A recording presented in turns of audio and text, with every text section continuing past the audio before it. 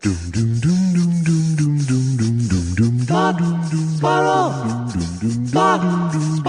2 Jews, 2 mics, 2 hours, starting now. Hey, how are you? I'm swell. How are you? Good. How you feeling? Try it again. Hey, how are you? I'm all right. How are you? Good. Hi, Josh E. Joshy. Hi. How you feeling? How are you feeling? Okay, forget my fumfering. How are you feeling? I'm doing all right. More than anything else, more than how the world is doing, more than whether we're going to perish from a nuclear war. How are you? I'm in light of all those things, I'm fine, I guess. Yeah, see, I say that. Now you feel better about everything else. Thanks. But why don't you give us an update instead of me? Nah, I don't hey. want to. Oh, that's right. We're not going to be doing that. I completely forgot about that. Well, we didn't talk about it, but no, but I think we did. I do believe we did talk about it. You said we had a discussion about you not necessarily wanting to tell people that you're on Listen April 20-12.5. Right? No, I just we just spent the whole last show talking about it. Was really my point. Oh, okay. I thought it was a general rule. No, it's a pick and choose, but I'll pick and choose. Okay, I'll choose my OCD. But I'll give you a general update. I'm doing fine. I'm still dealing with a fair amount of nerve pain, but the other parts of the recovery are going fine. Okay. All right. So that's good. All right. Now, how about me? How am I doing in recovery? That's what I want to know. I'll tell you something.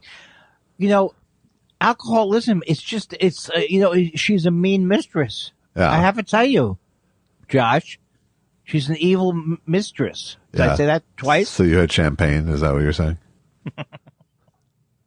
Not only did I have champagne, but me and the wife were able to. Now she can drink more than me because I'm like a lightweight in general. But we drank a bottle of champagne each over the evening. Wow!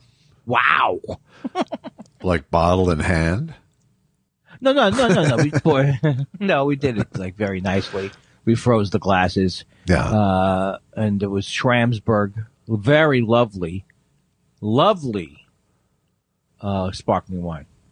Schramsberg. I won't call Schramsberg sparkling wine. Yeah, it's California manufactured. It has an interesting taste. It's interesting that we didn't drink Thunderbird. It was a tradition for us to drink Thunderbird every. No, that's not really. That's the way to start out a year, with an interesting taste in your mouth and a slight headache. There's no successful Boone's Farm apple wine stories, right? Well, for Boone, maybe. Hey, who are the two brothers? And we'll put up the lights for you. That's right, Bartlesby. Well, that's right, James. And we'll keep out looking for him. Thank you for being our friends. Was that there? I'm Tom Bodett for wine coolers. And we'll leave the alcohol on for you. Okay. I'm not going to say anything. All right. Okay. And I think that's a major progress forward. Well, but you just blew it by saying how great you are for not saying anything. Oh. Okay. How would you like to do a show where you felt like you were on a helicopter pad all the time? And I had to, why do you, should we go? Now, what's this dog? Now I got a dog on top of this. Ladies and gentlemen. It's like working at a helicopter pad with a guy who keeps talking about how there's helicopters there. Yes. It's awfully loud out there. What's going on? Yeah, that's annoying. And not only annoying, but we were on a roll there, right? Oh, yeah. Did you drink or are you not drinking now? Did I drink on New Year's Eve? Yeah. I think I had some wine. Like a but not glass of wine with dinner. But that's not drinking, my friend. No. How was your dinner? Did you make something special? You shouldn't be making food. But I cooked a couple of steaks. That's pretty good. Oh my God. I have the times that I've gone out of my way to make sure it's prime. It does taste better. Prime meat. Yeah? It does. Yeah. Mine tastes better. Mine was a particularly well marbled piece of prime New York strip. Oh. Oh. Boy, I might sound sexual about it. Oh, that gets me going. Whoa. I'm all horny from it. Wow. Got the meat sweats. Did you see how I did enjoy seeing how drunk Anderson Cooper was? I've never seen him that drunk. Andy Cohen is usually drunk. I don't really understand the strategy behind putting all your on-air personalities on the air drunk on a news channel. It's probably not Don a good Lemon idea. is not a good drinker either. And I know. I only spent a couple of minutes flipping by these things, but no, Don Lemon has that thing where I saw more of Don Lemon super drunk. Like, boy, that guy would be annoying at a party drunk. And he gets that look on his face where it's like he's having a better time than the people around him in a way. You know what I mean? Because he's kind of like in his own head. He's like, yeah. Ooh. Whoa. Well, he feels like he's king of the party. He does feel that way. And then Allison Camerata she was adorable because she doesn't normally drink. But when you see like, wow, you really know these people well. Oh, are you kidding me? My friend Dulce Sloan was on there. Who's a comedian. I know. I've met her. She was on there. You can't be funny. There's no way to really be funny in that situation. No, it's a bad situation to put news anchors in for sure. Yeah, because it's got to bite back on you at one point. Yeah. Like Randy Kay every year does what does she do every year? The big bong. There's a big bong. I don't know what you're talking. Oh, now you're gonna pretend you don't follow Randy Kay's career? Well, it's not pretending so much as committing. Why do I have to cough while I talk? There's no professional. You were a big fan of the Ken and Bob Company. You told me when you first came out to L.A. Yeah. The Ken and Bob Company. It was so funny because they're not really a company, but you feel like it's a show and a company, right? Right. Okay. It's like a workplace sitcom. Do you know who the Ken and Bob are? I'm going with DJs, but I don't really have any work. I'm not conversant. They're talk radio DJs. Well, yeah. Like on KABC. But weren't they Bob and Ken, first of all? I think they were Bob and Ken. Who's Ken and Bob then? I think there was a Ken and Bob. Bob and Ken. Wait, are you talking? You're talking about John and Ken, those two Nazis. I don't know what I'm talking about. I hate fucking talk radio. It's so bad.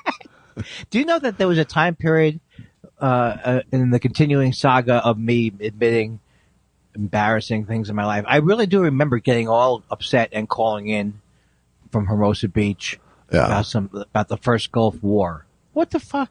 I'm supposed to have compassion. That's what I enjoy about doing radio with Mark Thompson is he doesn't do callers. This was during the time period where I actually was not interested in it, but I was interested in it to listen to, like I would listen to that guy. Who's that guy everyone hates? Well, I hate him. Jim Rome. Yeah. Well, I mean, it's no different than your instinct to castigate someone on Twitter. It's just the media was what was available to you. Absolutely. That's true. It's absolutely true. It's absolutely true that it was a blind. First of all, the amount of time that I spent thinking about how bad right-wing radio was, I could have spent organizing. Sure. Your papers. Doing something about it. What's that? Your papers. Well, just the whole idea that I'm trying to think if there was ever anything good about talk radio ever. And I can't think of anything good about it. I don't even like C-SPAN where they ask questions. No. Why would that be better? Well, because on C-SPAN, for a time period, I used to think, I'll watch C-SPAN and something will be interesting. But nothing. There's no political discourse I've seen that's that interesting. No, it's like America's cable access. Yeah, exactly. On the Democratic line, hi, I'm calling on the Democratic line. So, anyway, the point that I was trying to make was, the worst was C-SPAN because it was just, it wasn't even a talk show host. It was just someone telling the next person to talk. Yeah, right. And then not even, and like acting more neutral. Yeah, being a journalist about a call-in show didn't make for good TV either. Yes. Yeah, well, I think that communists live in my soup. Well, thank you, caller. Yes. Why, yes, that is what you think. Next caller. Aha.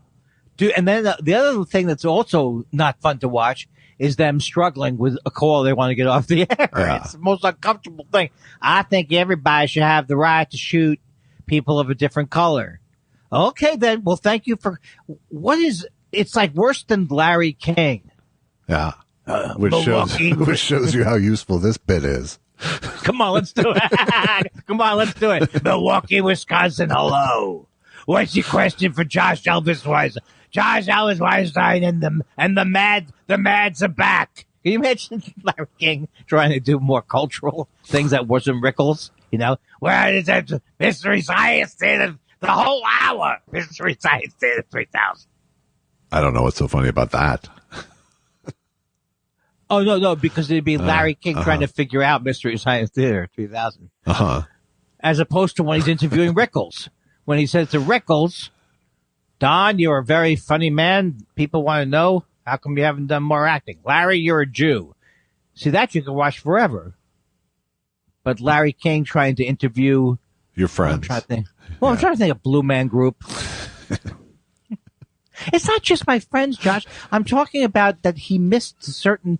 I know you loved Larry King, but he missed a certain subtlety. It was always like, hello, tonight, back from, I couldn't think of one celebrity. Who's the lady who was the Playboy mod? No, she was like with Jim and Tammy Baker, and she was Jessica Hahn. Yes, she got me through the 80s. Well, that's good. I'm not sure how you mean, but that, her, and Madonna. Yeah. And my Playboy centerfold. This was your spank bank of the 80s? Is Don't that what say you're things like that. That's the way you talk. That's the way you and your disgusting friends talk. I say things like, I appreciate, it's when I saw Madonna naked in Playboy, I thought it was almost like it was art. I know. That's why I gave you that. I know you did. That was a great present. You've given me nothing but wonderful presents. Give it a shot. And the Playboy of that Playboy issue, which I think I gave you an 8-track. Gee, that was a good one. No, you did not. I gave you that Marvel Letterman Yes, issue. you did. You gave me I don't think it was it Marvel or was it me? Me? I got bagels. I got some bagels. What are you talking about in terms of? Are you talking about the gifts I've given you over the years? Yes. Well, you have some L.A. Mill coffee coming too. It should be coming today. Because I was going to get from the Guilt Mill. I was going to get Rob Beans because I haven't gotten Rob's for a while. But he was off. He was on vacation. Wow. So what am I going to do? You can do that? I think you can because it's just. Well, I think the only way for him to go on vacation is when your logo is a shrug.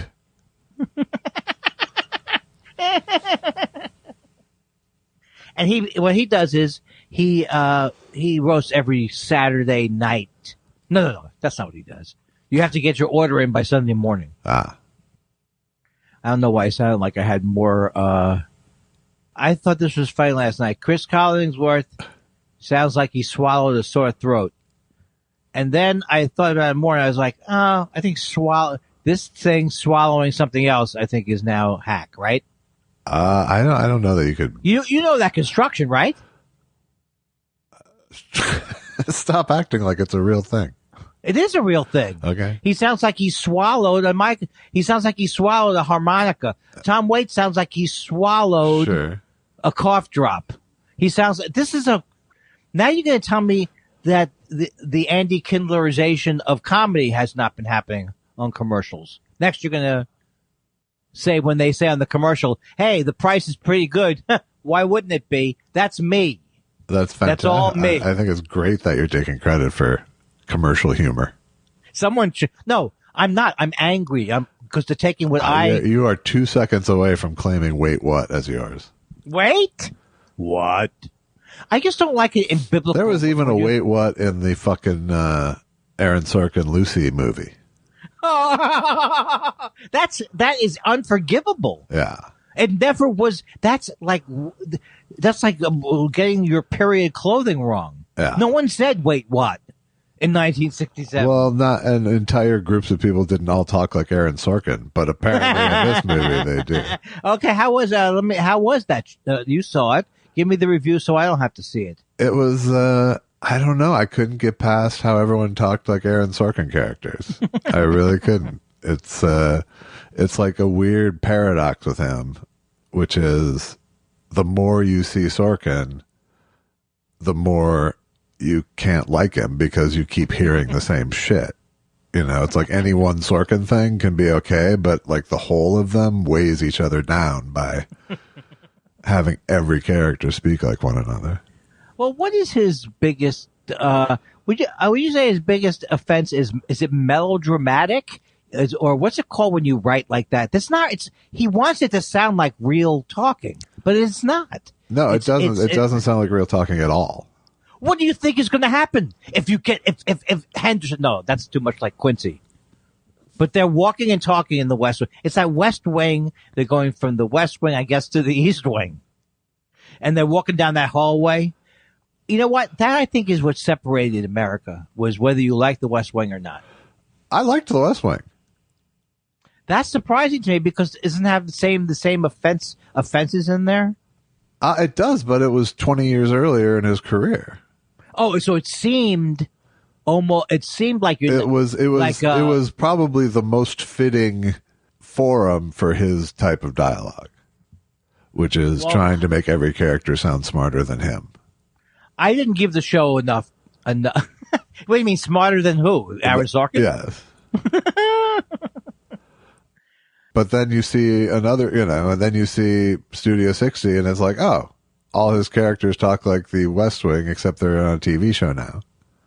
And then you see The Social Network and it's like, oh, Mark Zuckerberg sure talks like a character from the West. It's like, and he recycles the same phrases, not for nothing every time. And all of a sudden, it's like watching a Martin Scorsese 6 to 5 and Pick'em he uses. What's that? It's just another, hard-boiled betting expression that like every fucking universe apparently it contains because a character will say it. And then how many times did Martin Scorsese use Layla? Like 40 or 50 times? I can just think of the ones. Goodfellas and where else? That's my question. I think it's in Casino or something. It just seems like the same thing. Bum, da da da.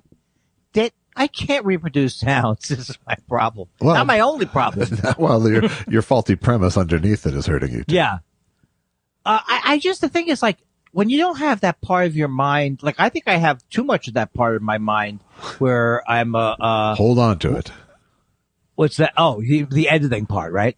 No, I just mean any part of your mind that. Oh, no, but I mean, I can hear when something's really like fake, like it was written by like the most simplistic mind.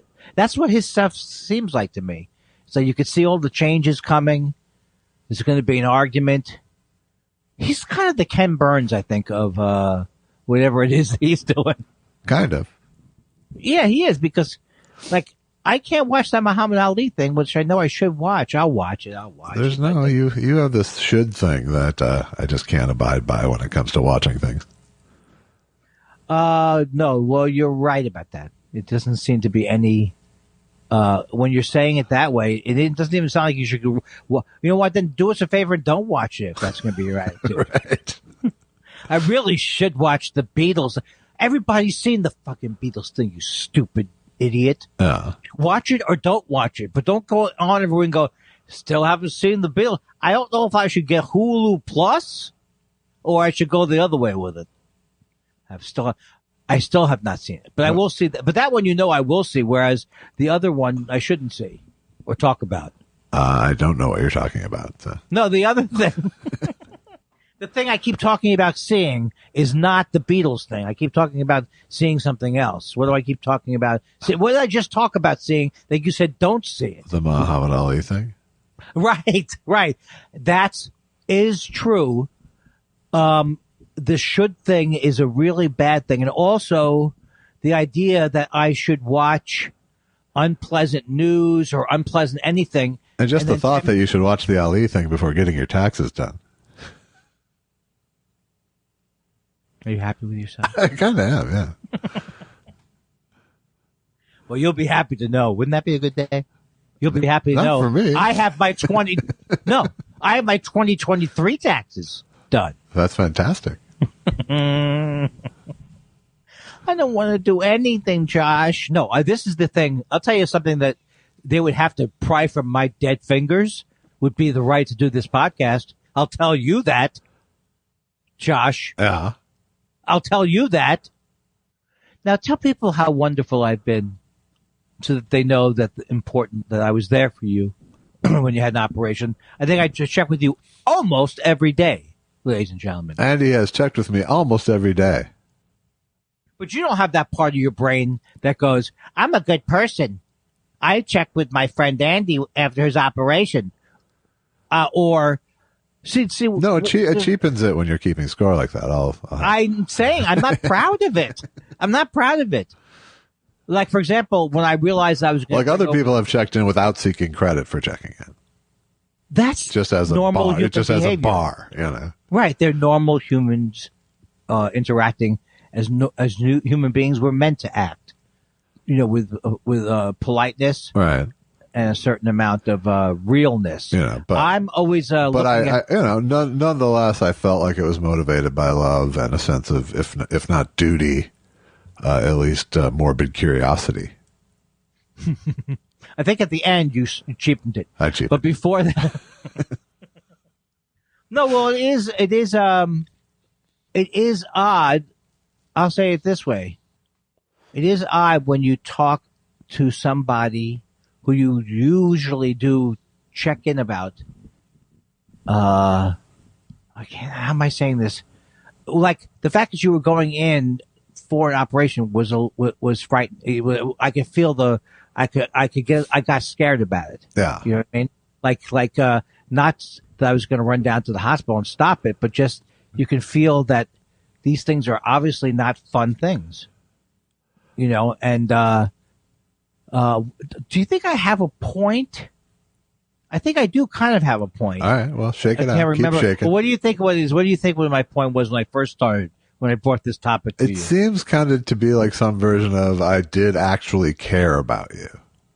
Right. It's there, but it's also that I'm trying to sort out if it was a fear of losing me or a fear of me suffering. Well, I don't think I've told the hospital even before this procedure, I just don't want you to suffer. Yeah. So whether they're going to pull the plug, right, or whether they're going to just stop the operation, or whether they're going to say, look, you should have checked this a week back. Uh-huh. When was I forgot when your chiropractor appointment was. A week back. Okay, here's what I'm saying. I thought it was 2:30. 2:30. Because I speak to you, because I'm trying to think. Yes, there is, I think you've said I'm a hermit. And then sometimes I do feel like there is a little hermitage thing going on with me. So I think that. And that was before the pandemic, by the way. Oh, no. Yeah, that's right. I couldn't use the pandemic as an excuse for it. I can't explain what I'm saying except that I think maybe it's this. Maybe normally I'm so self-absorbed, narcissistic that nothing gets in.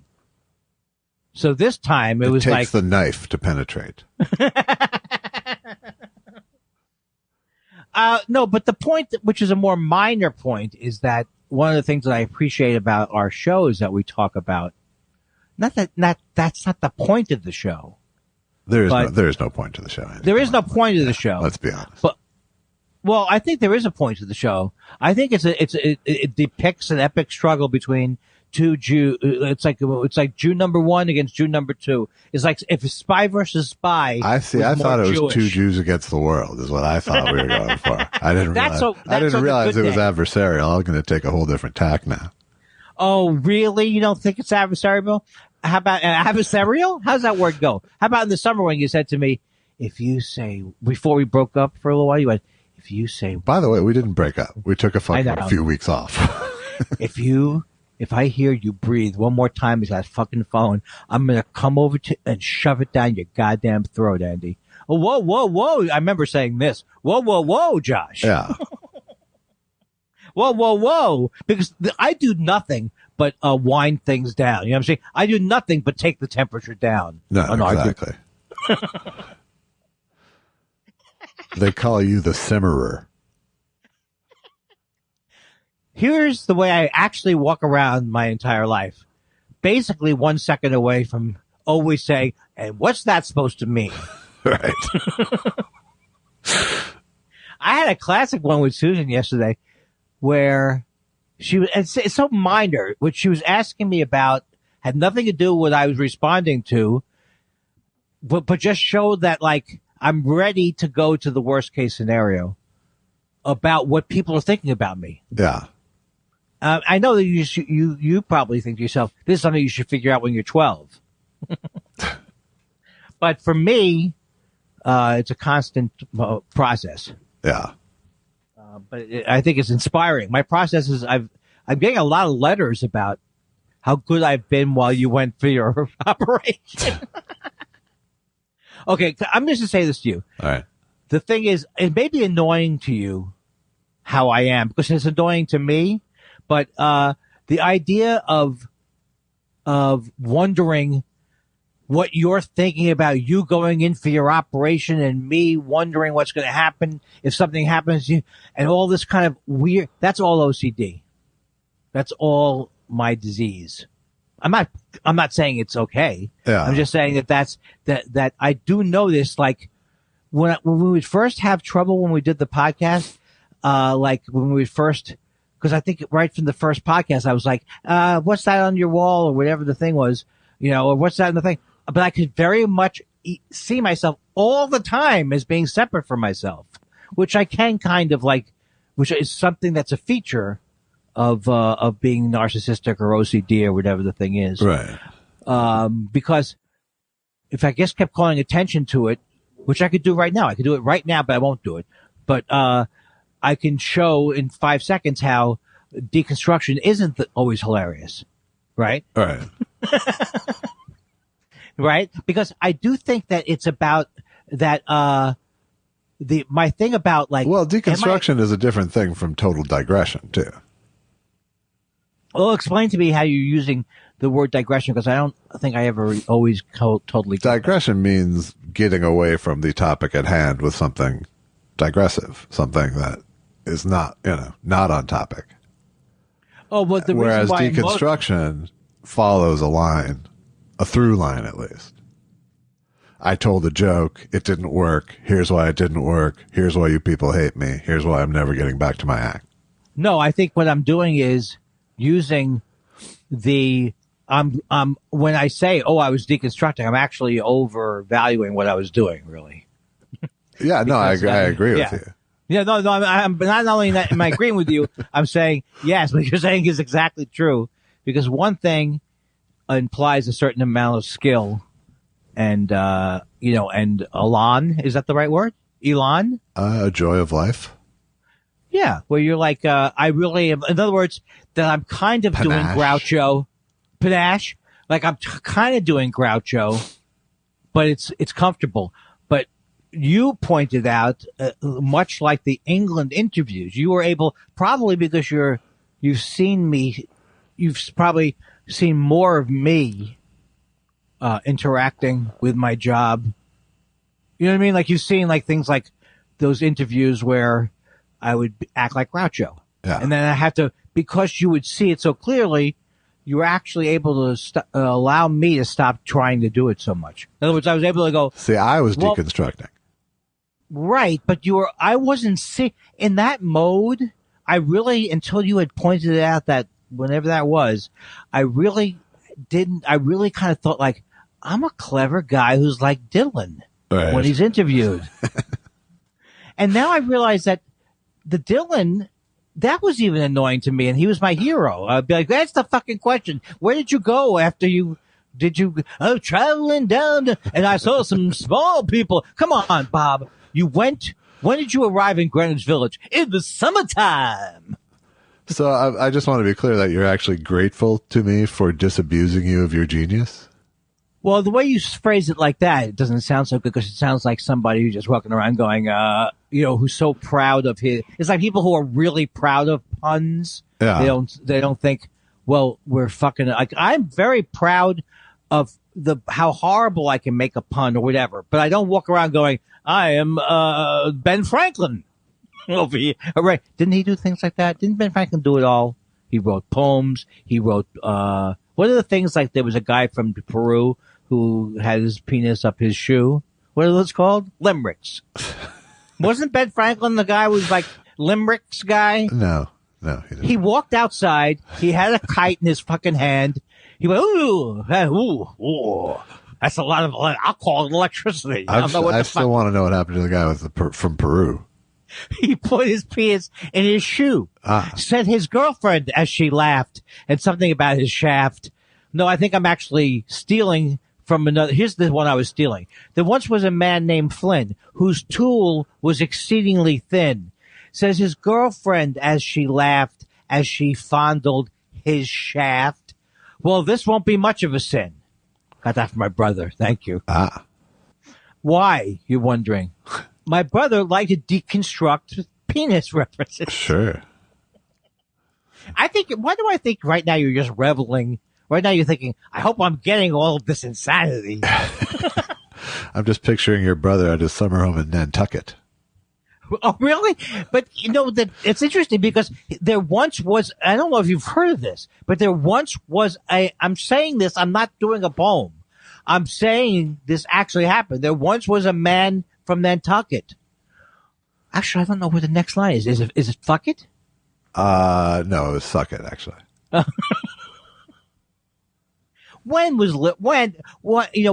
have to say it's definitely progress now that we don't walk around doing limericks. I think it is. I think it belongs in the same graveyard as Polish jokes. Yeah. Or do you know, like, you're old, Father Williams? You know that particular poem? I do not. Okay, well, that was like, you're old, Father Williams, the young man said. That was like, we had these declamation contests, which I think I've told you about before, where, and I'm not just doing this to brag about, but I am doing it to say, wasn't I a very clever kid? In 9th grade, I did a deconstructed declamation contest where I played the teacher giving me directions and I played me as the student. And it was very, very funny. And it got a whole bunch of people laughing. And then it got me really getting excited about, you're a good person, Andy. You do have talent. But then that would wrestle with, oh, do you hear the way you sound when you try and sing? You sound horrible. Your father was right. Your father was right even about your sister. And she sang great. It's so sad that you couldn't even take joy in a declamation contest.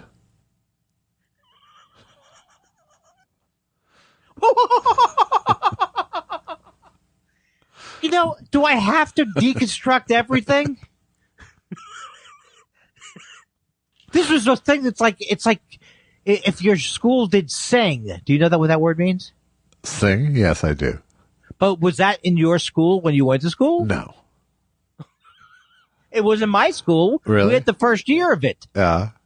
And you had none of it. Sing, exclamation point?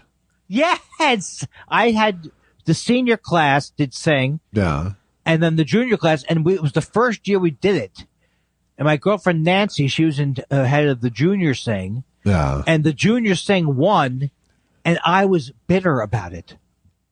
I thought our thing was better because I wrote the music for it. Wow. What kind of an idiot was I?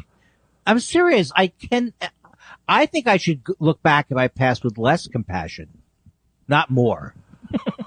I feel like, if high school can still evoke this kind of emotion in you, maybe there's something there still. Yeah. Oh, no, I think there's something there with potentially with every event. Yeah. Because, I was just talking to talk, by the way. Right. Well, the thing is, I do believe as a therapeutic technique that, when I allow just complete shame to keep washing over myself, I do feel that at some point, I'd like to let that go a little bit more. I mean, having more compassion for the way you were or situations that were is a good thing. But when you're OCD, I guess it's like you keep going over and over and over in your mind. So I mean, there's only so far you can go with that. But the idea to be ashamed by your past. Well, yeah, especially, it's like you can be ashamed from your past 5 years ago. Right. But being ashamed on behalf of someone who is like a totally different, unformed person a half a century ago. Yeah. There's no win in that, really. And it's not even that, it's not that I'm not even claiming it's charming, No, I know. No, because I was just thinking about how it used to be when I was growing up and I would see Woody Allen movies. It was like very charming to me, neuroses and stuff. I thought, oh man, I'm on the cutting edge of this. But I realized that after a while, it just looks like pain to people. You know what I'm saying? I didn't explain that well. I mean, there's also a difference between self-awareness and self-obsession, too. Right. And in movie doses, it comes off as charming self-awareness. Right. Or when Richard Lewis first brought that character to life. Right. It was like the way he would do it. I'm in bed with the wife and, what about my orgasm? And she had two wrongs don't make a right. It was like he had a whole shtick about Jewish neuroses that probably still works today for me. Yeah. Even. But the idea that, I'm insecure and I hate myself, that came recently to me through therapy. But people have known that all the time, that they hated themselves. Like Janine called her production company, I Hate Myself Productions. Yeah. But I used to have a real hesitancy to say that I hated myself. I was more, what was I protecting? Right. Like it was important for me to say, you don't really hate yourself. I think it was better when I realized I did. Right. Because if you're not realizing it, then you're still fighting. Yeah. I mean, you got to know who the enemy is. That's exactly. By the way, not that I need to do this off the air, but I'll send you a picture of the 3 coffees. See which one you want. Okay. Why did I bring that up? What was the point of it? The point of it is, I got you coffee, and I just realized there's 2 Colombians, and there's one something else, and I don't have any idea what you gravitate towards with coffee, because what I gravitate towards is just like what I'm feeling in the moment. Oh, I think Central America is going to be good. Yeah. Oh, I think Kenya's the answer. But you would say, you don't have, here's the thing. You probably fell asleep. I know what happened to you. You predicted a long time ago that there would be an end point to how interesting this. I was thinking about that the other day when you said, no, I don't think coffee is going to get much better. I thought to myself, I just made a coffee that was like 6 months old, and it was delicious. Yeah. Wow. What a breakthrough for you. It wasn't even delicious. No, I wouldn't say it was delicious. I wasn't thinking about whether it was delicious. It was fine. Right. And then I started to think, well, am I wrong about the whole thing? And I realized, no, I make a good cup of coffee, you fucking moron, Andy. So, but you've had. I'd like to say that it's somewhere in between. How do you mean? I mean, I think your importance on the freshness of coffee is overstated, and you make a good cup of coffee. I'm happy with that take. That's true. Because the idea of making a good cup of coffee is so much a part of me now that I can enjoy it as a process. Whereas a lot of my life is waiting for the blender, or not the blender, the coffee grinder. My last coffee grinder sounded like a car, and I just kept waiting for it to break down. Yeah. And so that's where the OCD comes in. And you had a jack ready and everything. You got to get the jack ready. And now my new one hasn't broken down. But I keep thinking, what if it breaks down? What if it breaks down? And that's OCD. Yeah, sure. or thinking you can never get your hands clean. Yeah, that's classic. It really is classic. But it is I know I've said this a million times. It's a lot of progress when you get to the point where you actually see to yourself, oh, no, Andy. There's no way you're ever going to solve the problem of air drying or wiping down with wiping your plates down with a towel. Because your sister told you many years ago, never wipe it down with a towel because you're putting more germs on it. Yeah. So then you start to get into air drying. But then if you let something air dry for 7 or 8 days, other stuff gets onto it. You just can't win. Paper towels. There. Well, I used to say to myself, Endgame. Josh, Boom. I used to say, you're right, but it's not an end game because recycling. It's paper. Boom. Well, how about this commercial that says what you should do is use your dishwasher every night and just use our brand. I don't know if it's Calgon or whatever it is, but they're claiming if you use it every night, you use less water when you use our. And I just am so confused by that by the time it's over. Yeah. You're only using, they're not saying get a new machine. No, they're saying that you use less water running your dishwasher every night than rinsing your dishes off and waiting. Oh. See? I think they're right. They are. But I also, right. But you could just see this like. But it's also a way to sell Tide Pods or whatever, Cascade. Oh, Pods. I know. And why don't you just make them look like a peanut butter and jelly sandwich? I mean, I've never seen. It's like you're begging children or pets or someone to old Jews apparently. Me. I like the way the red and the green and the thing. It looks so fresh. Yeah. Why couldn't I have a small bite? Sure, you could have a small bite. No, I can't. But you're absolutely right because they're like, oh my God, I'm not helping the environment by rinsing off a dish. Well, that part I know. That's one of my arguments all the time is you should never rinse off, but I don't like my dishwasher. Yeah. La la la. 31. La la la. 32. La la la. 33. I think I got one of those new meals. What are they called? I have no idea. Miele. Miele. Meal. Meow. Meow. Oh, dude, wouldn't you like it if you found yourself, like, think about yourself as me. Yeah. If you found yourself so delightful that you just laughed and laughed.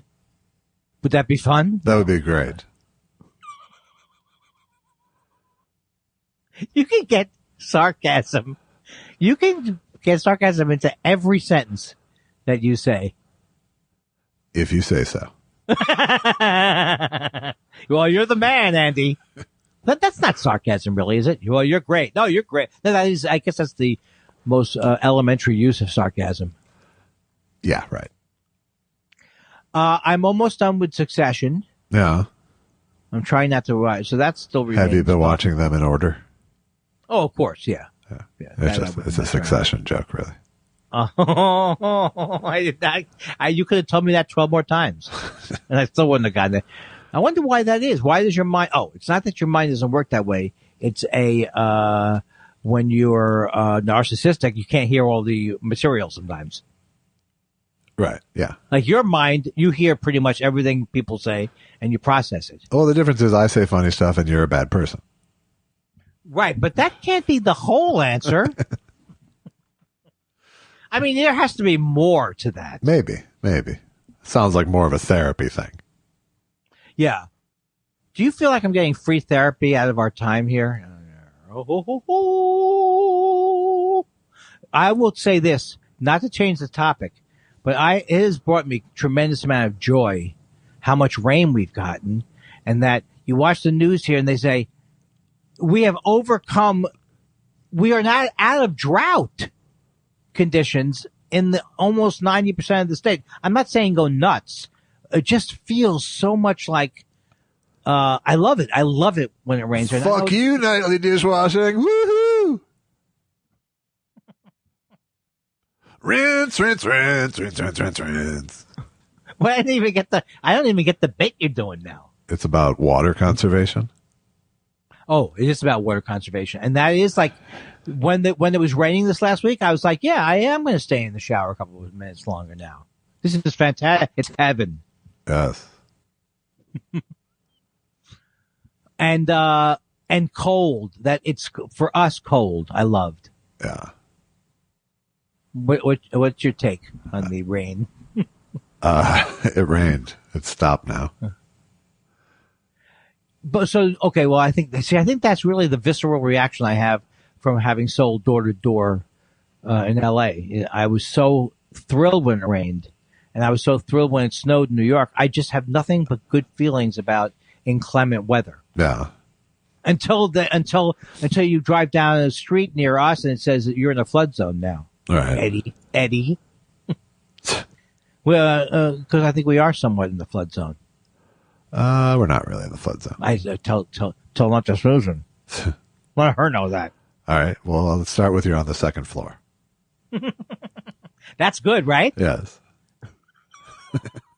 What kind of thinking is that? Like, well, at least I'm on the second floor. Survivalist thinking or just practical thinking? Well, no, there's no question that there have been problems in this building, and none of them have been on the second floor. Right. Now, am I on the top floor? I don't want to be one of those people. Would I like to be on the top floor? Yes. Am I on the top floor? No. At least there's still something aspirational in your life. You know that you have to have no matter what the goals are. Yeah. You have to have. Well, I try not to think now too much about the future because every time I think about the future, it's just, what's the point of thinking in my mind 4 months out? It's true. Things could end at any second. Could you see it in my eyes? I was taking 13 Percodan a day.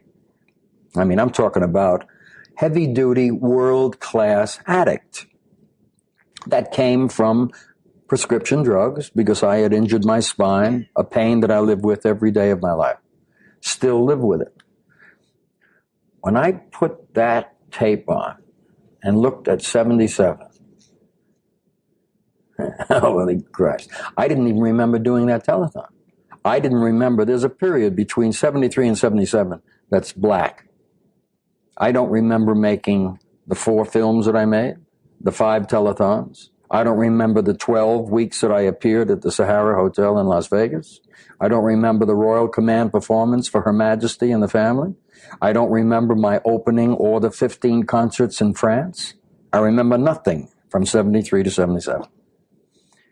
So I like to look at those years and see what that man was. How did he get on that stage? But by God, he performed. He did it. You know what? I feel good about it. I say 3, 2, 1. Hi. Hey. Good morning. It's on me too. He's on me too. It's on me. It's on me too. It's on me too. What's their big product I just saw them do? Salon pause. What is that? What is that? Is that like you go to a salon? What is that? Is it for your feet? No, it's a medicated pad for back pain, I believe. I have I don't know why I laughed at that. That was stupid. I'm not sure either. I have a treat for you that I will bring over to your house whenever it's convenient for you. But L.A. Mill Coffee sent me twice the amount of coffee that I asked for. Yeah. So I wrote to them back yesterday that and then I said to myself, I would love it if I can I'm going to keep it and just give it to Josh. So that's 3 12-ounce bags. And I wrote back to them and I said, look, you sent me twice the amount. I don't think you charged me. I would love to pay for it and keep the coffee. And then they wrote back yesterday, you know what? Because of your honesty, please keep the shipment on us. Please keep the shipment. So that's 2 L.A. Mills, Colombian, and 1 from Guatemala. And oh my God, it's good coffee. I love Rob Bean's coffee too. It's up the highest bidder. It's open to the highest bidder. Woo! Woo! Because I get like, what do I get from Rob? I get $60 just to mention the name of the beans. All right. And you've done it 3 times so far, so. Beans. So I thought that was lovely. Yeah. And I'm going to write back to them that you will enjoy it very much. Well, if you need to talk for me, okay. Well, what do you want me to do? You want me to give me a number? Hey, is that a good crazy laugh? It's not so crazy as it is. Annoying, stupid. Yeah. No, that's not what you should say. You should. Well, be I didn't. You did. You could be better. You're better than this, Josh. You're better than this. Yeah. You got this, Josh. Yeah, that's true. I do. Well, I would like to tell you that I'm going to have to cancel a thing coming up that I don't want to cancel really, but a good friend of mine, I told you about this from the Riot Act group. Man, I don't know if you remember this, but he passed away. But they're having a thing, but it's next week, and even though it's outside, I can't do it. Yeah. And I feel bad about it, but on the other hand, I haven't been able to do a memorial for my mother or my sister. I don't want to play. That's not the right way to argue it. Hey, No, look. I mean, considering it's an all internal argument. Yeah, it doesn't. Yeah. No. Doesn't seem like you need to bring out the big guns. No, there's no reason to. No, what I do when I'm in therapy is I examine things the way I do it now and the way I would used to do it. Yeah. So it's that seems cumbersome. That seems really cumbersome to me. Seems like you should just do it the good new way. No, because part of the thing is that therapy is that you are trying to also mark how much different therapy. you are. Yeah. What's that? I said you're trying to justify continued therapy. Oh, I don't know if that's the way. I don't know if that's what you should say to somebody who's in, who's in pain and gets both of his things covered every week. I don't think you should say that to him. I think it's better than saying it if you didn't get it covered every week. So, yes, no, I know that you're kidding around. You like my therapist, and you even said to me, except for the fact that she keeps calling you, right. You find her very pleasant. Well, I'm happy to give her tips, but at some point it seems. Oh, come on, Josh. That's not. Let me say right now, that is a joke. Josh has not more than twice given my therapist tips about how to deal with me. 3 times. Yeah, but she has started using stings in the sessions. Here's another memory of your father that isn't so great. Here's a sexual memory from when you were 12. It still sticks in you. Yeah. That's pretty good. That reminds me of Dick Gazinia and all of those names, which are all great. They're all great. Eileen and Bend Over. Sure. Both of them. Both great. Did you speak to Jack Mehoff? Do you know that he used to be the Republican National Committee chairman? Really? Jack Mehoff? Yeah, I'm not kidding. I do. Give me 3 more of those names right now. Augustus Smellier. Mike Hunt, of course. Of course. And You got 2 of the great ones right there. Chase Ketchum and Lynch will go for the law firm. Oh, you left Cheatham, Dewey, and Howe? Dewey, Cheatham, and Howe. Dewey Cheatham? Dewey Cheatham and Howe. That sounds like a Mad Mag. That sounds like it just came from a Mad Magazine subscription. Fresh. Why do I have I don't have a Zoom meeting today with my therapist. It's tomorrow, so don't worry about it. Okay. Phew. I can give you my full attention. Okay, good. So, is there anything? I mean, I'm just imagining you're home. There's not much you're doing, right? You can't go out on your usual trips. Well, I had to cancel a lot of my jostling appointments. What are jostling appointments? Nothing. Things that would jostle me. Oh, I thought that was like a test they do. No. On your back. No, I'm trying to edit this week, it's my attention span is not at its greatest.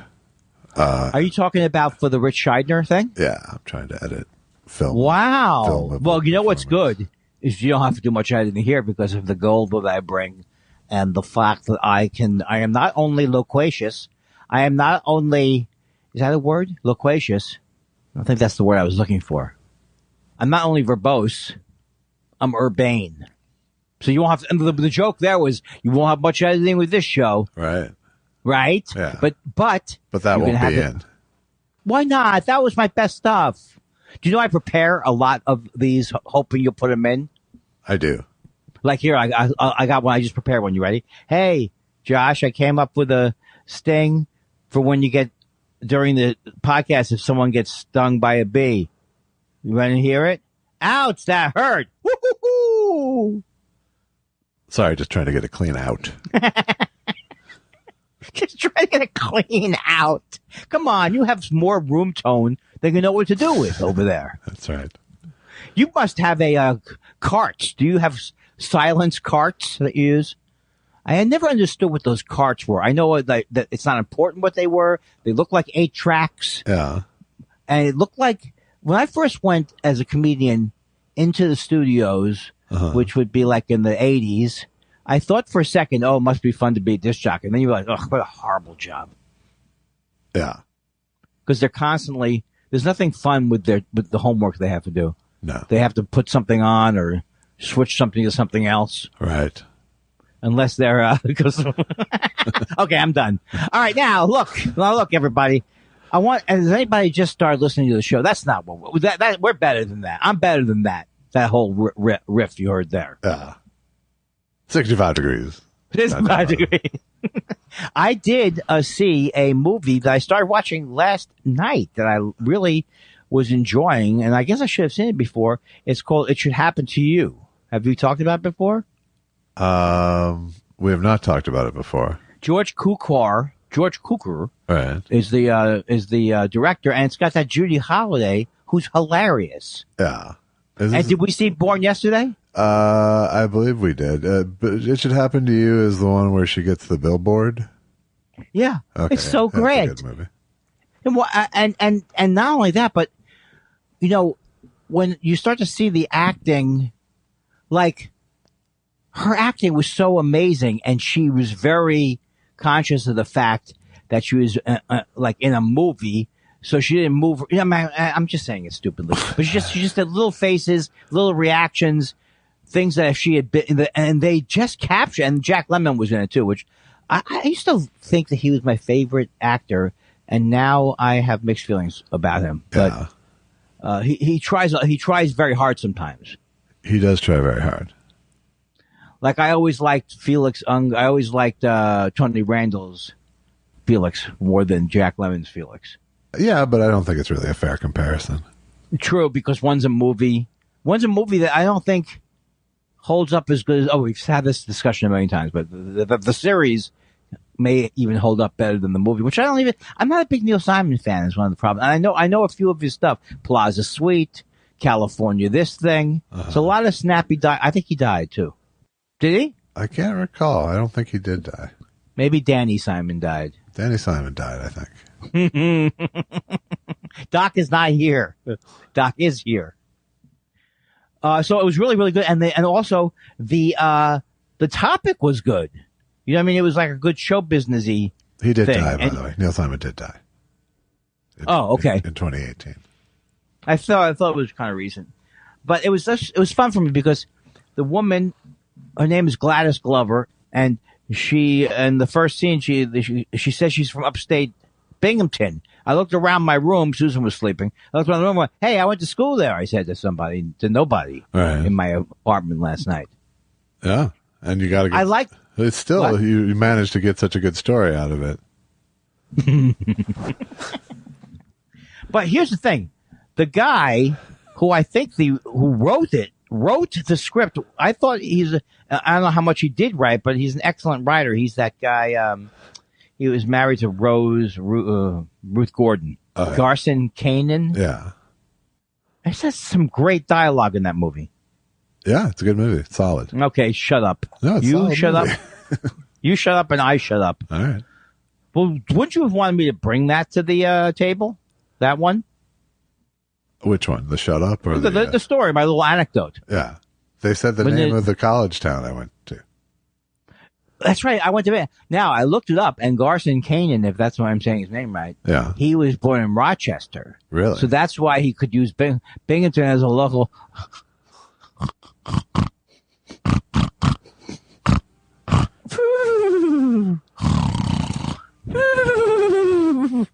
Carlin had a bit about how if someone mentions your birthday, like in a movie, it's like impossible to not go, "That's my birthday."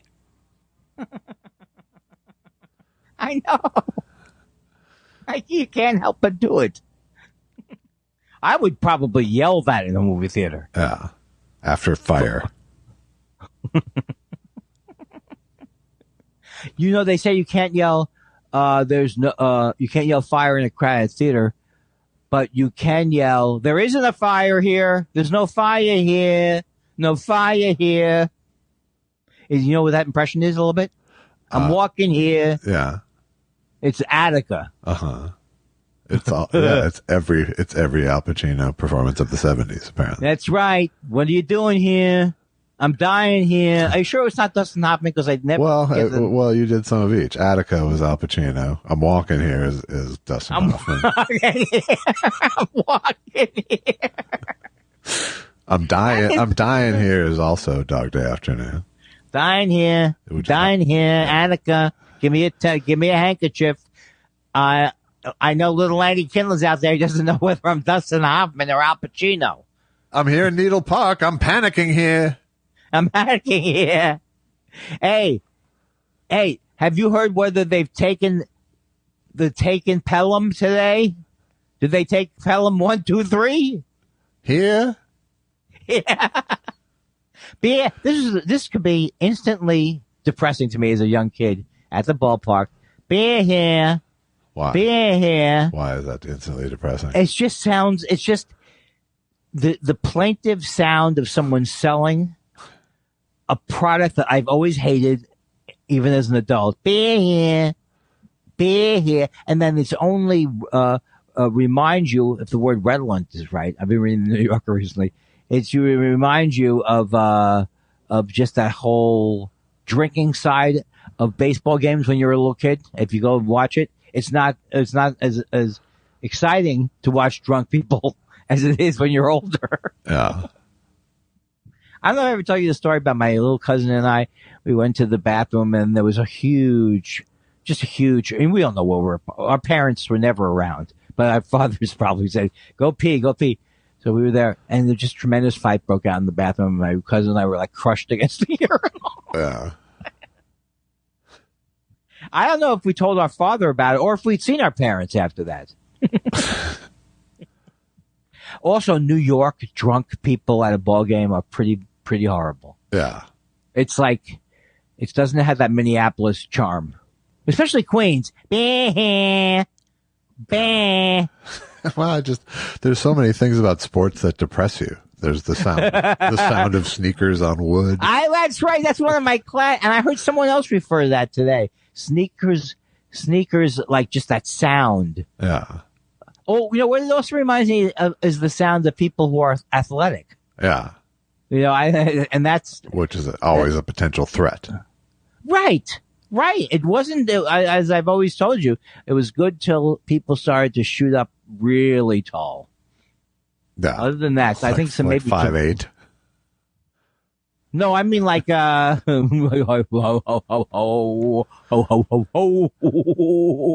a short man. Yes, indeed, I'm a short man. You can see it by my height. Short. Look, I have to say something to you right now, very, very important that I've been meaning to tell you I got nothing. All right, so. Can you tell me anything? Is there any update? I know you don't want to talk about your back. Did I tell you I went to a chiropractor a week back? Wah,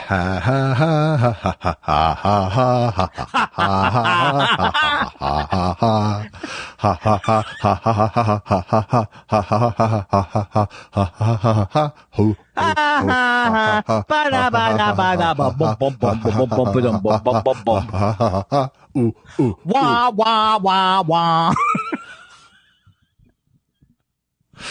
I am feeling Auga! I am feeling better, I think. The intensity of the stabbiness, I would say, is down a number or two. There's still more sort of random nerve pain in my leg than I'd like. But there's also, noticeable improvement. Wait, You didn't tell me that. What? There's a noticeable improvement in the condition? Well, no, there's just a noticeable improvement in, like I said, the stabbiness of the pain. Gotcha. Yeah. So it's still fairly persistent pain, which is normal. I'm told repeatedly. Not repeatedly. It's not like I keep calling them, but that made me laugh.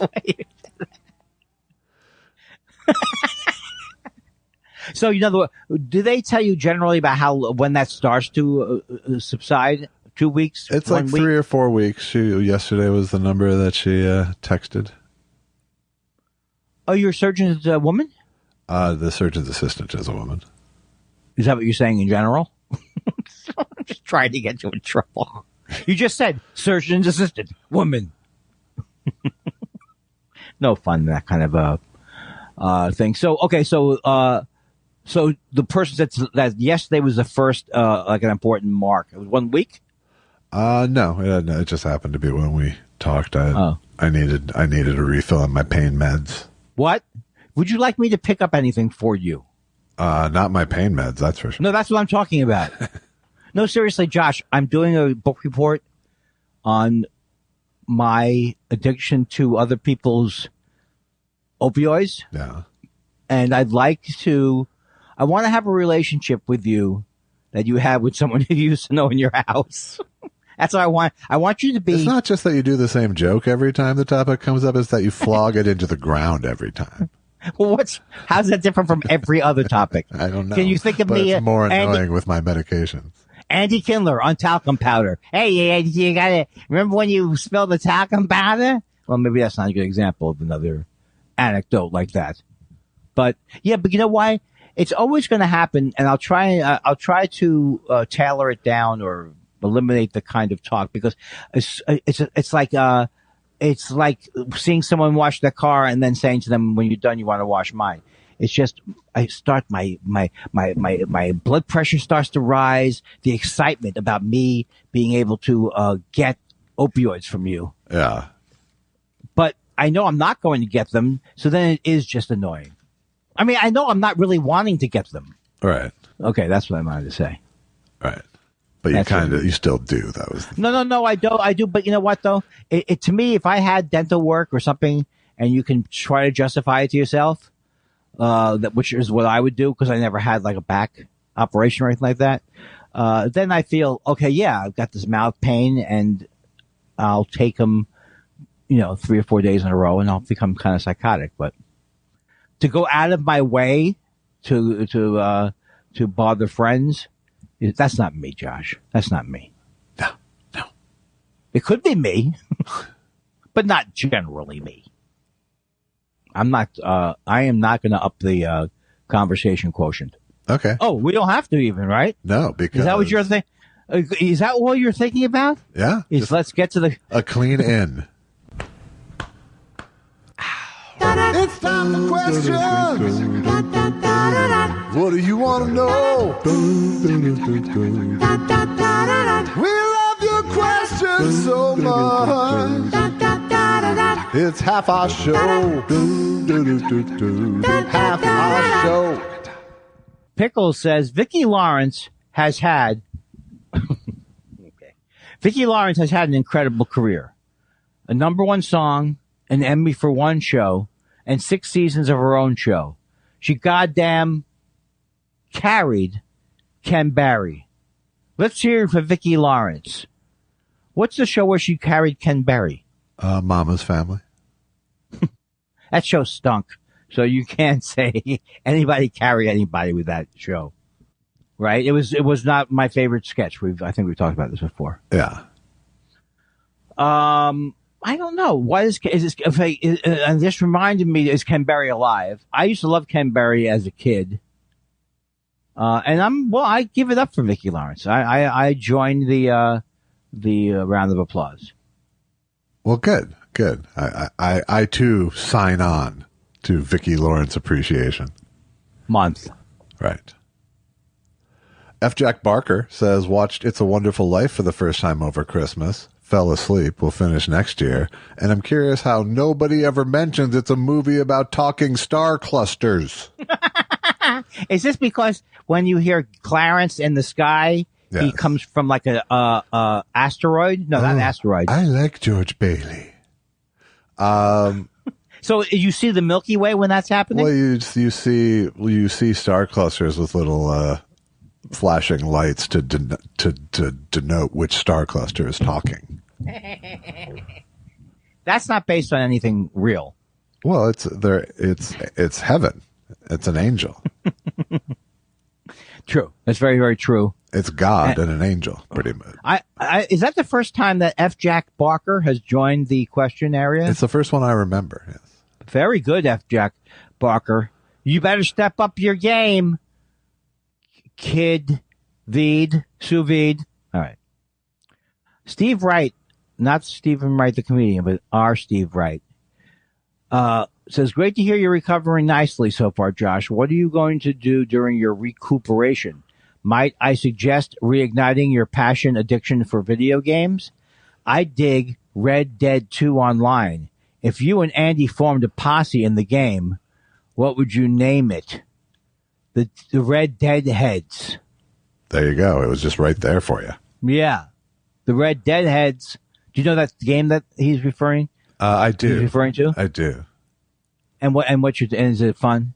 I loved Red Dead 1. Oh. Red Dead Redemption. But Red Dead 2 had way too much minutia to do between fun things. Wow. You mean like actual like homework or? Yeah, like more too much, instead of like taking out your gun and shooting, it's like put your gun in the correct holster. Make sure it's loaded with blah blah blah. It's just too many steps. Too much in trying to be immersive in the world. Yes. It added lots of not fun things. Yeah. Yeah. And when the games go up, when you have a subsequent version of a game, you want the ones that come out afterwards to be better than the original one. Yeah. They reduced the fun flow. They added friction to the game. Stephen Elton Yates wants everyone to know, okay, guys, this is the last one of these. I don't believe him one bit. Okay, guys, this is the last one of these. Which is your favorite one of the animals? Which is your favorite animal? Mine are guitarist Hilton Valentine, not Eric Burden, Andy, and the Cotamundi. Well, I'm sorry, Stephen Elton Yates. I don't have time to take 6 or 7 weeks out to learn these obscure names. Well, you chastised him for picking David Byrne as his favorite talking head. So that's what he's responding to. How do you have this institutional memory of the show? It's not so much institutional as a week ago. Oh, okay. That's when I went to my chiropractor. Well, I can't think of one member of the Animals. I didn't even know Eric Burden was in. It's one of those groups that I know that story about them doing that song as a follow up to their hit, and they tried to make a song that was bad, and it turned out to be a good song. Huh. Eleanor. I don't know that story. Eleanor. They purposely the Animals had written. What was it? What was the song? The big hit. Well, they had "We Got to Get Out of This Place," and they had "House of the Rising Sun." Were two. Oh, I thought it was going to be "Happy." We're happy. That's not them? I don't know. I think I'm mixing up a Turtles anecdote with an Animals anecdote. Happy Together. Happy Together would be the Turtles. Yes, that was the Turtles. I do not really know who the Animals are. They're Eric Burden. I mean, I know the name. They sang "We Got to Get Out of This Place" and "House of the Rising Sun." Well, they didn't. Okay, let's start with that. They, them and 5 million other people do "House of the Rising Sun." Maybe they were the first people to do it. Actually, I can remember their. I think they had the biggest hit with it.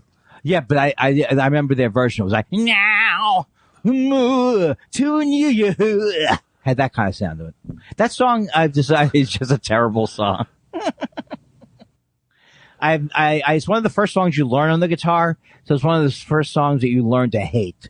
Yeah, because you can't relate to the original what it meant. And it just sounds like, oh, tell your baby sister just to stay away from that life. Yeah, it just sounds like, and the Animals, well, I remember their version. I don't know why I don't understand the difference between the Animals and Three Dog Night, I guess. Monkeys. Just anything with an animal name, you're pretty much lumped into one group now. Yeah. And monkey is my favorite animal. I think everyone knows that. Yeah. And your favorite group? Oh, the monkeys? No, wait, but close. No, they're totally your favorite. Okay. How does this work? How does this game work? Wait, do I put on an outfit? Oh, I'm sorry. That's right, the monkeys. Richard Cole says Josh said he's on pain pills, muscle relaxants, steroids, and antibiotics. Add some cocaine, and that's the 86 Mets off-season training regimen. Bottom, bing, bang, biggie, bang, boom. That does sound like a lot of the stuff that they were on. Yep. They did a little bit, maybe too much partying back in those days. I know Darryl Strawberry was partying, and Dwight Gooden. Yeah. And also Keith Hernandez was smoking when he thought that they had lost the series. Yeah. I love that story. I don't know if you know this, but we won the Mets won the 1986 World Series. I do know that. In 7 games. Yeah. And Bill Buckner made an error. In the 6th game. Yes. And I can still see Mookie Wilson cranking his arm around. I love Mookie Wilson. The Mets, do you think that all the teams had great, nice people, but you just think your team had the most characters, right? Is that what it works? I think so. Oh, because you don't actually pay attention to the other teams. Right, but it was like the Amazing Mets. Yeah. I thought the whole country was crazy about how the Amazing Mets were doing. I think they kind of were. Yeah, but I mean, it was still sort of paled to the Miracle Mets. Oh, that's true. I didn't even think about that. The Casey Stengel helmed Mets. Yeah. Okay, I think I've covered that. I think I did a good job with that one. Yeah. Is it me or you? I think everyone's gone now. they don't go. Did they go for this? No, they press fast forward. Is it my time or your time? Sure, you go. Jason New Year, who's this? Parton says, are operators even still standing by anymore? I think not. I would bet they don't. Well, I bet someone still says that. I've heard someone say, if you call and it doesn't answer, call back. That's someone who's running their operation from their apartment. I don't know when that 50s or pro-peel pocket fisherman kind of language of commercials seems just so that does not. It seems like kitschy, and I don't imagine it ever worked. Things like so you don't forget call before midnight tonight. It's still alive in the Medicare Part C world. I just happened to see a little bit of the Jimmy Dynamite one. Yeah, it's so great. It has every prop on the wall, including a sign that goes, "Do you remember the character he played?" Right. Carlos says cotton candy grapes $7 a pound in Winnipeg today. Who wore the best blouse, Ringo or George? And then there's pictures from Get Back documentary of Ringo and George. Who wrote who wore the best? I'm gonna go Ringo. Yeah, Ringo. Yeah. You know the Ringo. I always floral number. A pink floral number, and Ringo always looked cool to me. You know, he always looked very, very cool. I don't know where I'm going with that, but he just did. I know Paul was handsome conventionally. Esai 76 says, with apologies to Ledsam _Emma, but what WTF is up with people? He's mocking me, right? Yeah. But WTF is up with people in the UK eating baked beans on toast. Wakala. I think he's doing something, a Mexican thing there. Yeah. Wakala. Ask the Mexican who eats refried beans every day of his life. I would eat, refried beans is one of those things that you almost could eat every day for your life. And I think I've had the baked, it reminds me very much of the Kilkenny Comedy Festival. And those were Irish breakfasts. And I hated them. I don't like baked beans on toast. I don't either. And it's too heavy for breakfast. It's a very, very heavy breakfast, the English breakfast. And it's like sausage and bacon. It's not one of the, you get both. It's more than that, even. Right, and then there's the well, like you say, there's no way, there's no positive spin you can put on the baked beans on toast. It's just like Yorkshire pudding sounds like it would be good. Yorkshire pudding is good. I just made it Right. last week. Ah, well, I know the British reputation of poor food that's over. Those days are over. No, they still got it. Well, unless you like, I don't really like Indian food. Sadly, for me, I like it happily. do you cook Indian food at home? Do you cook one of those things in the oven with the thing? What is that thing they get? Chicken cacciatore? That's not it. Chicken yakitori? That's not it. No. Chicken Midori? No. Come on, Jadori. No, Give me a clue. it's tandoori. Okay, it's chicken tandoori. Yeah. Thanks for the clue. Tandoori is a kind of oven they use. And you have a text. That's from Tom Sharpling. Oh, great. Get more like Rogan, he says. I'm very sorry, but I do not tend to ever when I've turned my phone off, then I'll never know when you're trying to get in touch with me. I know that's a bad excuse for why I leave my phone on all the time. Septic III says working through the last few seasons of Curb Your Enthusiasm is like panning for gold. I'd say life is too short, but come on, I write in here every week, so it's not like I'm strapped for time. What's your favorite shade of red and Cincinnati red? Rose and Mario Soto's. The point that he's making is, it is like that. You want to enjoy the show. I also associate bum bum bum ba ba da bum ba dum with like a positive feeling about HBO, but I've never enjoyed it. Even though I keep going back to the same well. Yeah.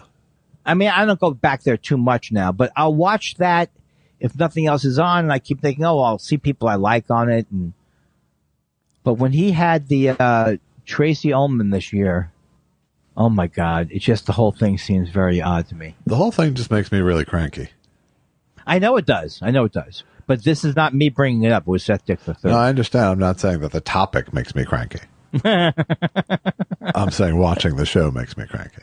I know. There's just no way around it for me anymore. I know. Is it Cheryl Hines on it? Who cares? All right. I don't know why I said that.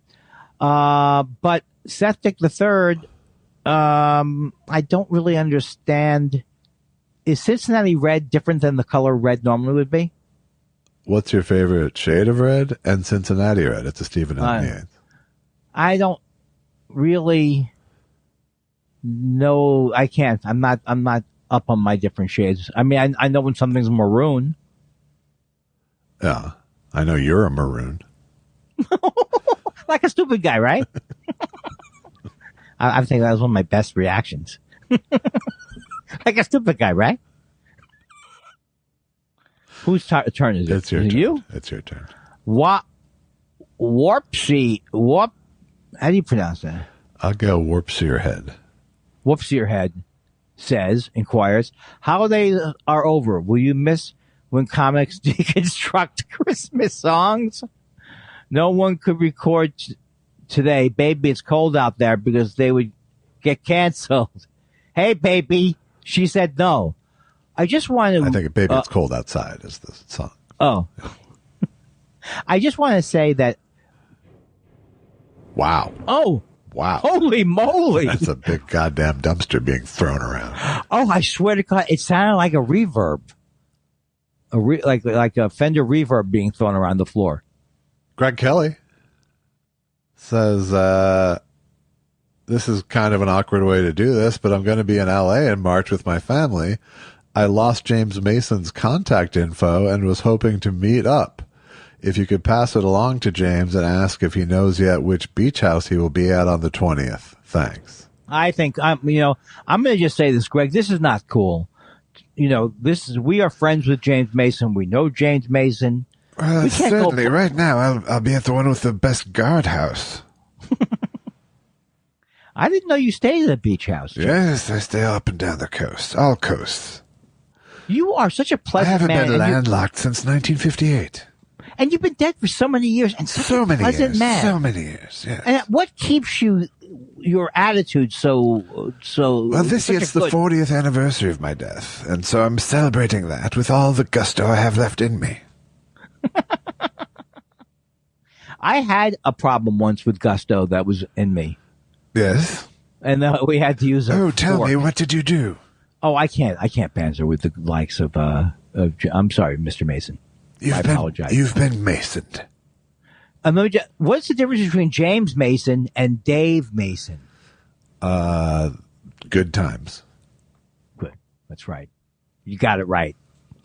H.G. Ward, who I love, and I think we all love H.G. Ward, says, listening to this week's show, I know it was terrible what CK did, but at least he had some class. He kept his pinky out during the act. Hope Josh is healing well. I'm not laughing because the act is any less disgusting now than what it was before, but I do like the idea that would class it up. So you like the joke, is what you're saying? Yeah. Good. But not if a woman feels bad about it. I don't want to. I want people just to hate him, not make it like the topic is funny. Well, I've certainly covered all my bases now. Yeah, you comforted everyone.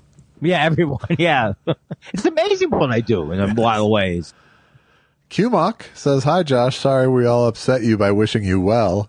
Would it make you feel better to know that I just came back from a penny arcade where I had to go on the new Whack-A-Spine game? I like it.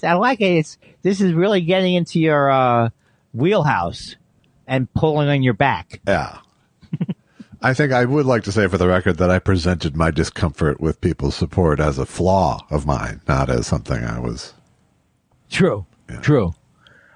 True. I'm not backing you up on that. I think you came off like, fuck you people. No, I understand. That's how I took it. You're just uncomfortable. The whole thing is uncomfortable. Right? Right. All right. Well, then I'm glad you said right twice. Is it you? I think it's you. Jersey says, my analyst once told me I'm very genuine, which felt so validating it surprised me. I wonder what's one of the most validating, surprising things Andy's therapist told him. That's a tough one, because it's more that she just gives me general validation. I can't think of that. It's hard for me to think of jokes about my therapist because it's been such a value to me. I don't think you needed to come up with a joke. Right. It wasn't about a joke.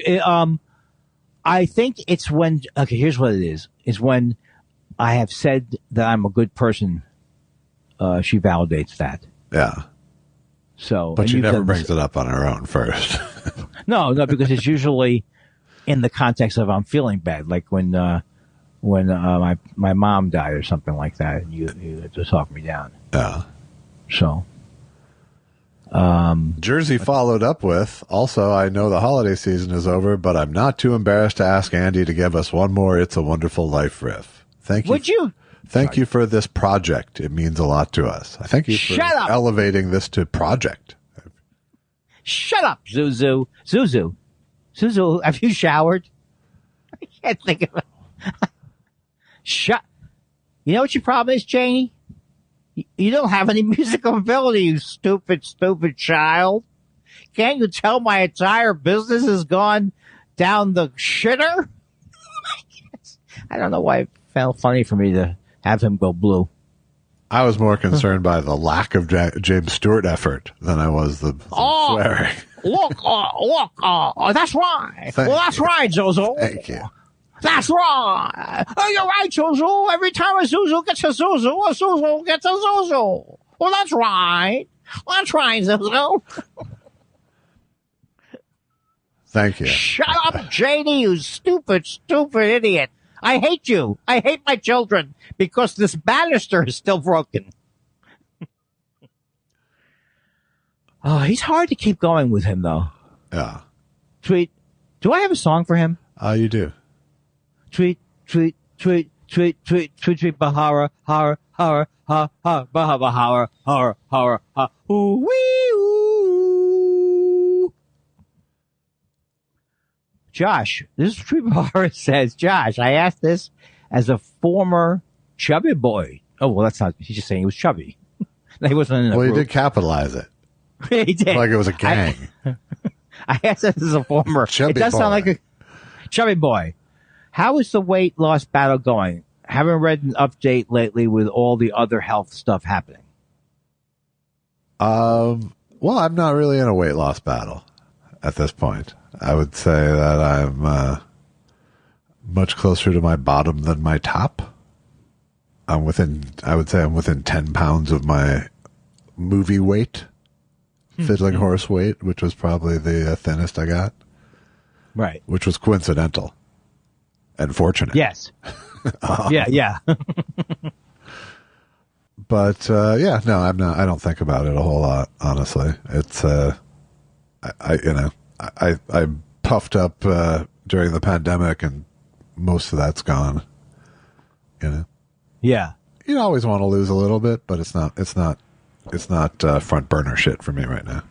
And now there's a follow up by Tweet Bahara. Oh, good. Tweet Bahara says, I'm still down with Omicron. Been feeling Jewy all week. No, it's Omicron. Oh, you know what? I could have had 45 cups of coffee. I could have had gone to have a special test on preparing for questions. I would never have gotten that. Yeah. I'm still down with Omicron. Been feeling Jewy all week. Better read. Yeah. Better read. Not a better joke, but a better read. Oh, hey, I'm going to separate myself from that. Tom the Tom says a few times on the show you've mentioned that you don't like profiles for people's pets. To that I say follow my dumb blind dog on Instagram at Evie Wonderful. And then there's a picture of his dumb blind dog. His dog is cute. Yes. Why can you tell that his doggy is blind? Is that that's not true of people, right? Where you have like a cloudy thing? It's true with some people who have the cloudy With some people? thing. Yeah. Yeah. I don't have a problem with people featuring their pets. I have a problem with people assuming a personality for their pets and tweeting as their pets, and really, riding the gig years past its prime. Yeah, I think that especially since you are actually someone who points out real things about dogs. I'm being presented as an ogre today. I feel like I'm a heartless asshole on this show. Oh no, I didn't take that. Well, maybe it's just a coincidence. I hate dogs. I hate support. Yeah, I think if you hated less things, then people wouldn't bother you. I see something coming up as a little problem now. Is that Tom again? Said, don't worry, I don't do the dog grammar thing. Yeah. All right. You read sous vide because I can't even say these words anymore. Sous vide says, don't let anybody call you fat. Also, pussy lickers. It's true. Gold. I wish I could remember exactly. Chaotic Neutral wants to know, or says, or weighs in with, hey guys, my new favorite part of the show is when Josh decides it's time to hang up and Andy filibusters his way into another bit. I'm getting some PTSD feelings about this whole part of the show. Yeah. And I'm like scared about it. Well, I'm worried. If we didn't have a couple more questions, it would be over now. Oh, okay. Steve writes back to say, I posted dog a few times here. Every time I get a little nervous, Josh is going to chide me that Twitter isn't Instagram. Josh, do I have that vibe wrong? I like to hear Andy's reaction to cute dogs. Spiralers can follow my dogs at Bruce _ incorporated on the gram. You know what I love about this is that how scared. I'm not the only person scared about about having you be like getting you upset. Yeah. My judgment apparently wields more influence than I thought. Yeah. Well, you are, I think, carving out a nice curmudgeon-like niche for yourself. Yeah, and I have mixed feelings about that. Because I'm a good curmudgeon. I'm pretty good at it. Right, but for example, it's a bit. But I don't I'm not like to cross over into joyless fuck. That's true. Yeah. That's right. That's right. Well, good point. You stopped me in my tracks. Jimmy from Carter. Is this one right? Okay. Jimmy from Carter. I like that. Jimmy from Carter, Tennessee. What's the most you've paid for a concert, show, sporting event, etc., and so on?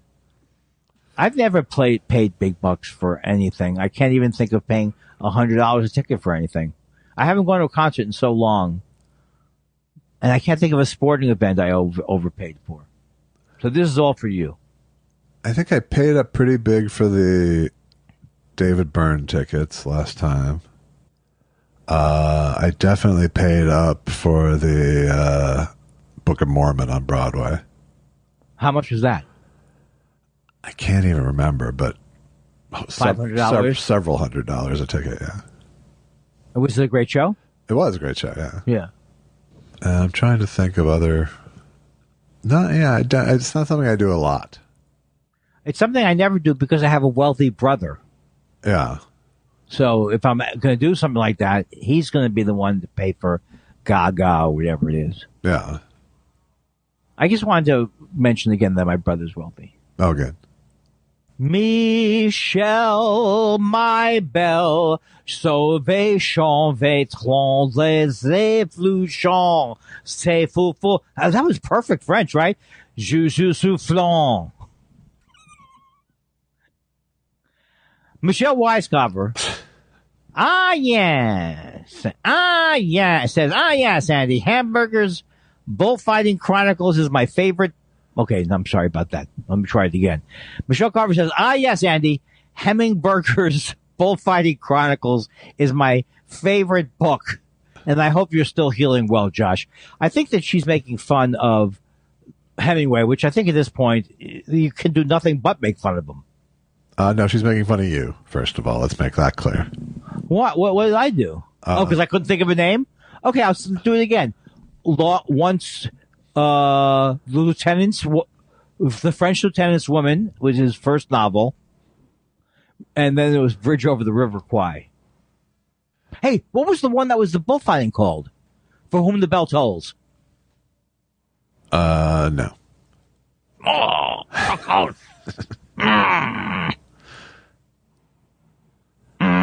Venezuelan Flowers and Madam on... I like that. Says, I'm now looking at my kid's page a day calendar. It's of his favorite comic strip and thus very mediocre. Do y'all put up calendars? What's their theme? How about a thought spiral calendar next year? Some come hither pics of you two and you'd sell dozens. It sounds disgusting. I haven't bought my calendar. I wanted to have a daily calendar more last year, but I missed the boat this year. But I do need to buy one. But I have nothing on my wall. I have nothing on my wall either. It's all digital these days. For years, I did use like a big desk blotter calendar.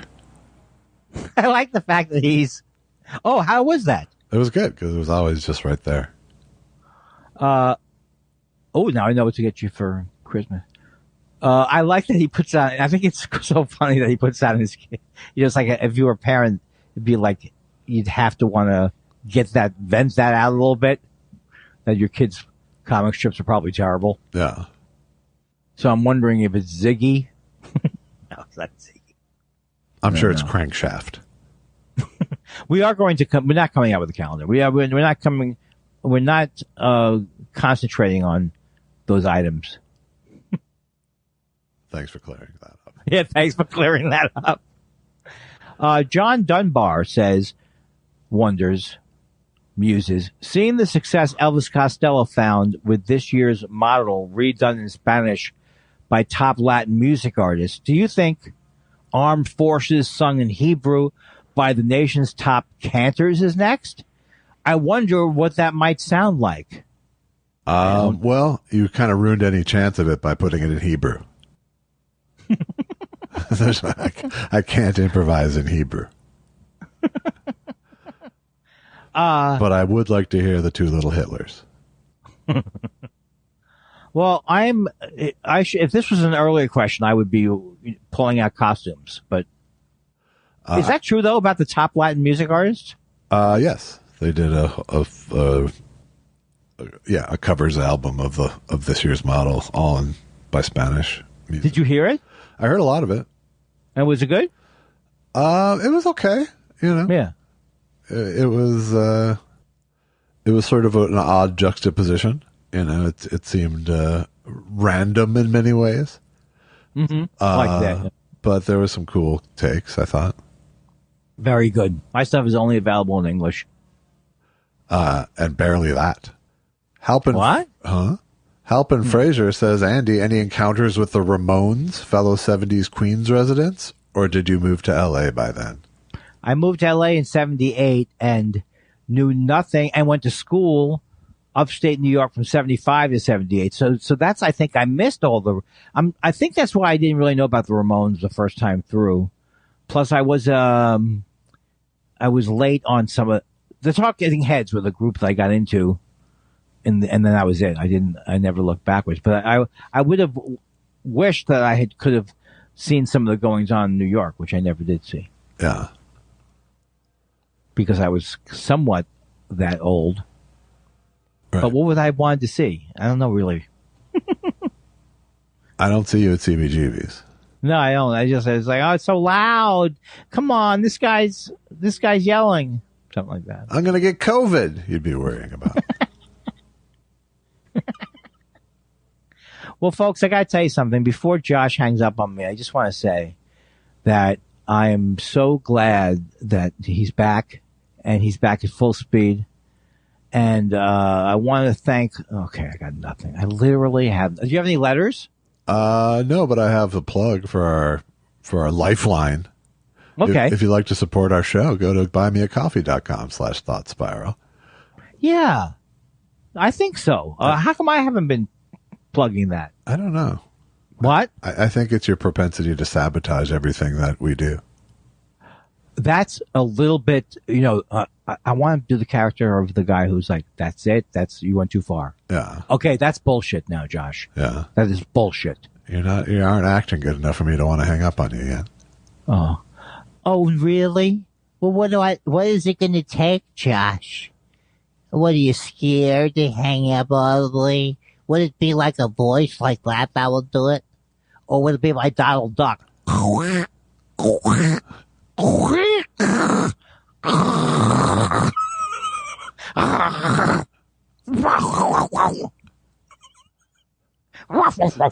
You won't do it because it's so funny. Yeah.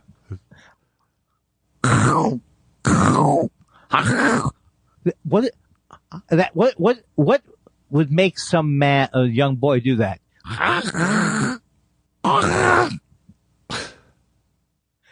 You know why I like? It's an autoerotic impression. I'm gonna hang up on myself. Okay. Suzu, have you showered?